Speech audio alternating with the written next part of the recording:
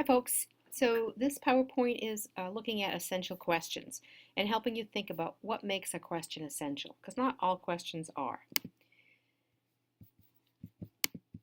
So there are 7 defining characteristics of a good essential question. It's open-ended, it's thought-provoking, it calls for higher order thinking, it has important transferable ideas, raises additional questions, and sparks further inquiry. It requires support and justification, not just an answer, and it recurs over time, and that is the question can be revisited again and again. So essential questions meeting all or most of these criteria qualify as essential. They're not answerable with finality. They're provocative and generative. It encourages students in uncovering the depth and richness of a topic rather than just covering it. This really puts the coverage model in its place. So it's uncovering rather than covering. Here are some examples. Social studies. Why do people move? What's worth fighting for? Whose story is this? And more. Mathematics. Is there a pattern? When and why should we estimate? What are the limits of this math model and of mathematical modeling in general? English. How are stories from other places and times about me? What does what I read influence how I read it? Science. Is aging a disease? How do we decide what to believe about a scientific claim? Arts. What influences creative expression? What can artworks tell us about a culture or society? So those are only some examples, and there were more on the slides that you can read at your leisure. But those will help you think about what are essential questions. And now, what I have to say now will help you develop those. So there are 3 connotations of essential questions. First of all, they can be important and timeless. They can be broad. So what is justice? Okay, these are the broad overarching questions that are universal in nature. Or they could be elemental or foundational, where that relates to the key inquiries within a discipline. So it really is more introspective in looking at the discipline. So for example, in science, to what extent are current global weather patterns typical or unusual? Or they could be what is vital or necessary for personal understanding. We often forget that we are experts in our fields, and we have some basic common knowledge that our students may not yet have grasped. And so maybe an essential question for an emerging group of students it really looks at that vital necessary knowledge. So in English, what do the best writers hook? How do the best writers hook and hold their readers? And you can use a combination of any of these, but these are connotations of essential questions. There's also a couple of 2 sides of the coins here. So essential questions can, which we hope, which is the primary goal, is to stimulate student learning and inquiry, but they can also frame our learning goals. So they don't have to be separate and apart. They should work together. And if you've watched the video on my model, you'll see where my essential questions and my enduring understandings are knitted together in a way that provides students with a map of working through these questions and understanding the essential understandings. This quote is from McTeagan and Wiggins. Education should strive to develop and deepen students' understanding of important ideas and processes so that they can transfer their learning within and outside of school. Again, transfer is so important, and again, it's one of those things that we often forget about. Understanding by design builds in transfer. And so here's a way of tying our learning goals with other aspects of understanding by design. So you could take some targeted understandings, your enduring understandings, and your companion essential questions, much like I did in my unit in What is a Hero. So here's an understanding.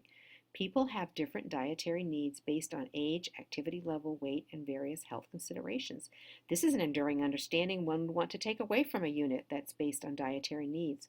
But the essential question, a corollary, could be, how can a diet that is healthy for one person be unhealthy for another? So we're knitting these and tying these in essential questions with enduring understandings. Here's another example. The geography, climate, and natural resources of a region influence the economy and lifestyle of the people living there. This could be a social studies question, looking at geography, and it could be a science question, looking at climatic change. Um, but you can knit that with the essential question of how does where you live influence how you live? We can use understandings to generate essential questions. So, and this is the same idea, but we're using conceptual categories. And so, if it's a concept that you are really working on, and I'm using the diet one here, I'm continuing that one. The concept is obesity. A question could be, what is an ideal weight? And we know that's not going to be the same for everybody. That's going to be a subjective question, but a very provocative one. It could be, according to a theme, a balanced diet. And the question could be, what should we eat? It could be generated from theory. Diet affects lifespan. So the question could be, how does my diet affect my life? It could be coming from policy. Government taxes or bans on sugary drinks and alcoholic beverages. The question could be, should the government have a say in what people eat and drink? It could be on an issue or a debate. The value of synthetic vitamins and genetically altered crops. The question, is natural better? You see how this is working, folks? It could be working from an assumption. 3 meals a day is best. How much and how often should we eat? It could be from a perspective, from the American Egg Board, the incredible edible egg. The question, whom can we believe about dietary matters? And so if you look at that the previous slide and this one, this is really working those questions from conceptual categories.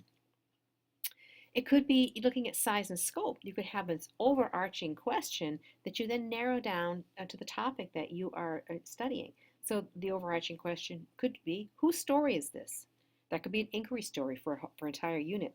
But a topical and essential question could be, how did the native Alaskans view the settlement of their land? An overarching question could be, in what ways does art reflect as well as shape culture? It could be the inquiry question. A more topical one would be, what do ceremonial masks reveal about the Inca culture? And similarly, how do authors use story elements to establish mood?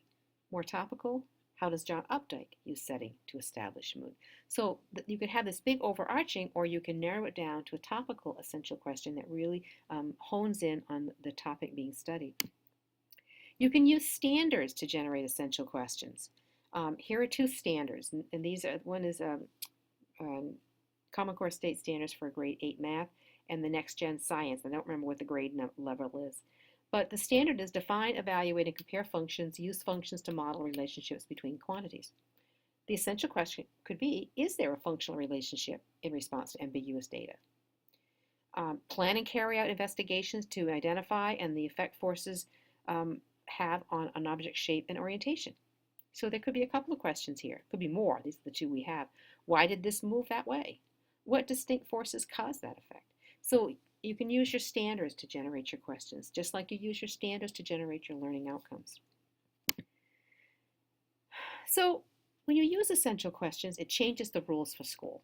And this is a broad statement, but generally speaking, for most learners, school is a place where the teacher has the answers, and the classroom questions are intended to find out who knows them. And those are often played out with questions that have a one right answer.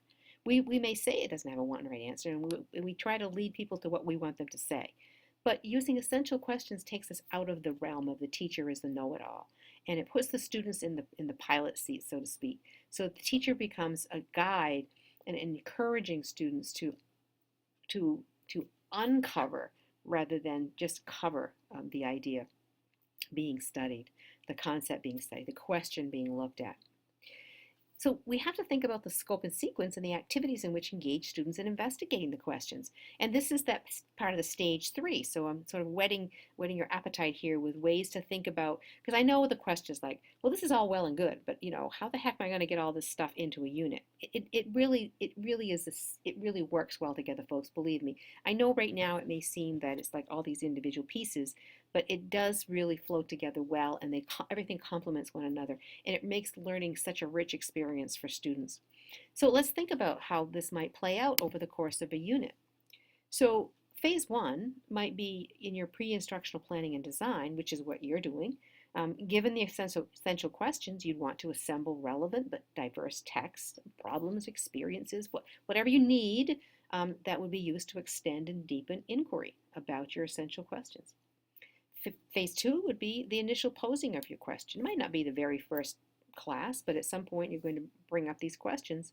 And the goal is to propose the essential question either at the start or after an initial investigation relevant to the question. So some I don't always recommend starting at the very beginning with these essential questions, but some do, and that's perfectly okay. I like to introduce them as we go along. If you give students too much in the first 2 or 3 classes, they sort of get overwhelmed. Phase three, eliciting of varied student responses. So you'd want to ensure that students understand that multiple plausible answers are likely, and that this is going to give rise to differences of opinion. This is the exciting part where there's discussion and debate. Phase four would be the probing of those responses in the question itself, where you start talking back to the question. People start questioning student responses. You point out inconsistencies or disagreements. Everything is considered. You invite students to propose directions or methods of further inquiry. This is the richness of really investigating a question in detail and looking at it critically. Phase five would be the introduction of new material or perspectives. You might bring in a new article, a new piece of data, understanding a phenomena, designed to deliberately open up inquiry and call into question things that we had already come to conclusions about.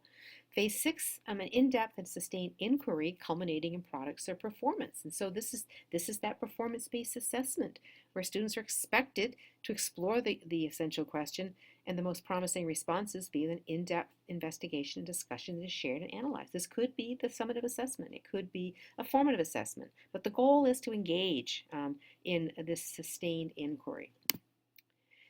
And this is the book from which all this came. This is a companion text to the UBC, what I call my Bible, in terms of helping me guide my curriculum development.